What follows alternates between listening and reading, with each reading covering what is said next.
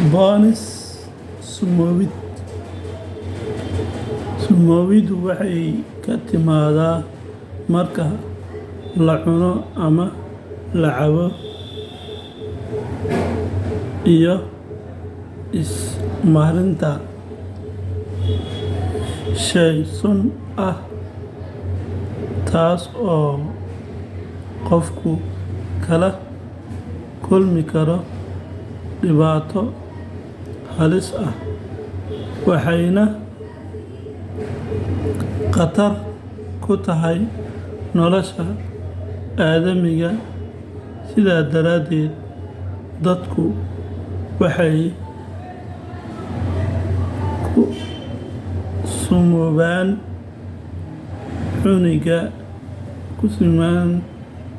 cunidda geedaha sanaaciga ah, daawada aan qiyaasta lahayn, iyo shidaal. Haddaba, sunta waxay dhaawacdaa meelaha jilicsan,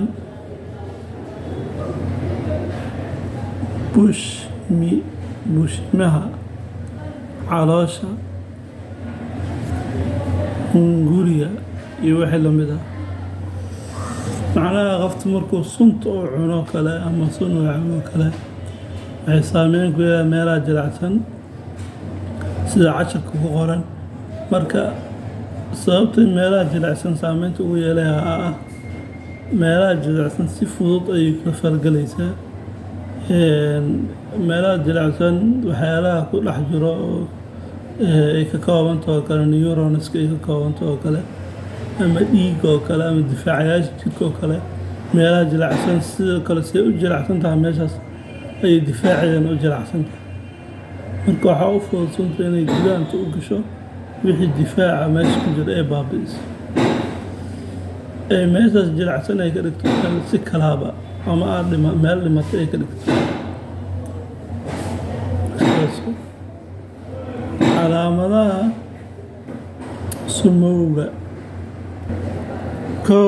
Lalabo. Calaamadaha sumowga waxaa ka weyn labo. Markuu qofka sun isticmaalo wuxuu ku garan karaa inuu sun isticmaalay. Lalaboona macnaha dareema lalabo fara badan. Lambar laba, xanuun xagga caloosha. Qofkan waxaa zaid u xanuunaya markuu sunta uu cuno ama uu cabo. Caloosha zaid u xanuunayso. Macnaha caloosha lagama jeedaa. Calooshana soo hor u soo sheegnay way jilicsan tahay uma adkaysan karto waxyaalaha sunta ah. Difaaceedana wuu jilicsan yahay. Marka difaaca waxaa u fududaanaya sunta waxaa u fududaanaya difaaca caloosha dhan oo baabi'iyo. Saasaa xanuunka keena. Marka xanuunkaas ayaa sababaha ka mid ah waxyaalaha aan ku dareemi karto ka mid ah. Qodob saddexaad, howlgab ku timaada wareegga shaqada dhiigga iyo kelyaha. Sida wada ognahay kelyaha waxay filtareeyaan waxyaalaha wasakhda bannaanka u saaraan. Marka wixii ay saarayeen oo faraha badnaa ama wax ay ku kala saarayeen haddii wada noqdaan wax oo la kala saari karin wax dhan wada halaysan yihiin waxay dhibaato ku noqdeen marka kelyaha.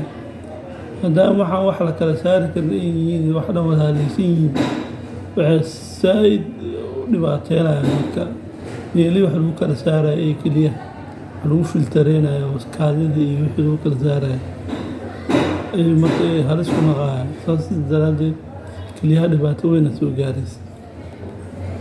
Afar, xisla-aan iyo dhimasho. Qodobka afraad wuxuu sheegayaa qofka waxaa ka tagaya sidiisa ogaalka. Sunta hadday caloosha fadhiisato difaaca ay baabi'iso kelyaha ay fadhiisiso marka si toos sheekada hawshaas dhan waxaa waaye waxay si toos u gaaraysaa maskaxda. Suntana sidaba caloosha kuma ekaanayso kelyahana kuma ekaanayso meeshay fadhiisatana kuma ekaanayso xididada dhiigga raacda wada raacaysaa waxay si toos u gaaraysaa marka shaqada oo wadnaha si toos u gaaraysaa waxay joojinaysaa marka shaqada wadnaha haddii dhiig kusoo noqdo oo dhiiggii tuur hadduu kusoo noqdo isagoo wasaq ah oo hal meel fiyo oo kala hayn oo si dhan wasaqaysan yahay wadnaha way ku adkaanaysaa inuu dhiig mar kala tuuro maxaa yeelay waxa dhiig maba naqaayaan waxay naqaayaan sun ama wasaq wasaqaas si loo saarno wadnaha u tuurno waa ku adkaanaysaa wadnaha sidiisa wuxuu tuuri karaa wax nadiif ah dhiig nadiif oo tuuri karaa dhiig wasaqdaana sidiisa wadnaha qaab kale u maareeyo uu leeyahay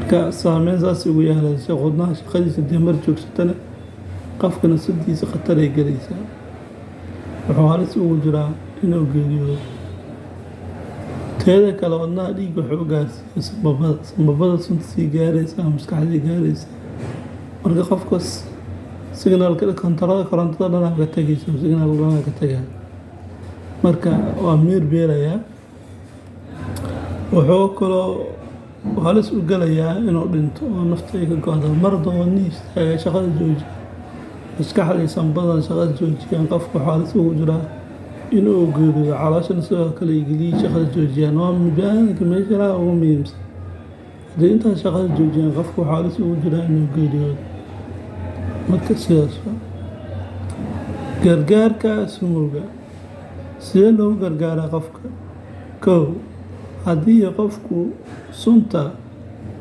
cabay ou yahay mid miyir qaba waxaa la siiyaa koob biyo ah oo lagu daray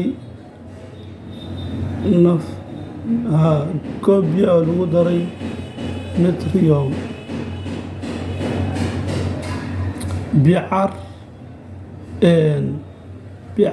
bicarbonate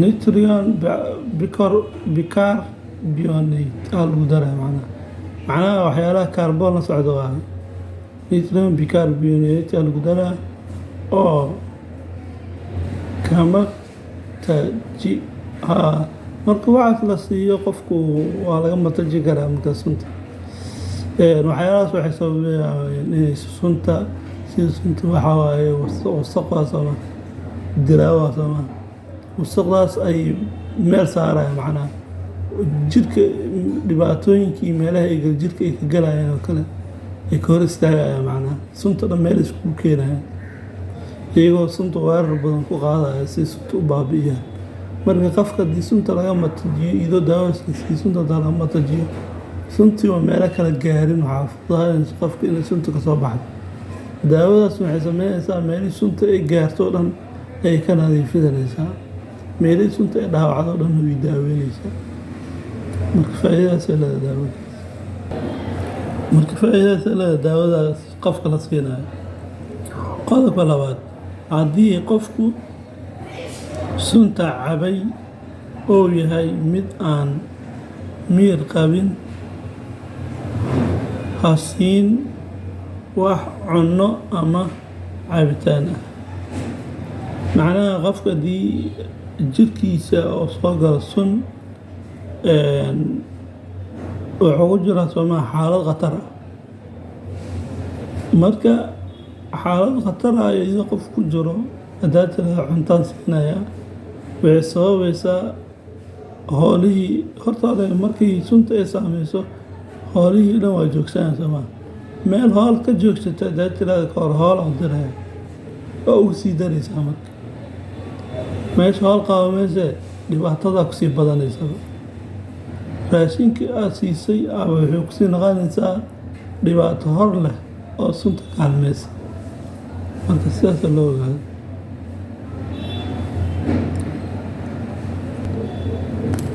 casharkeenna intaasoo la ogyahay casharada kalena la socda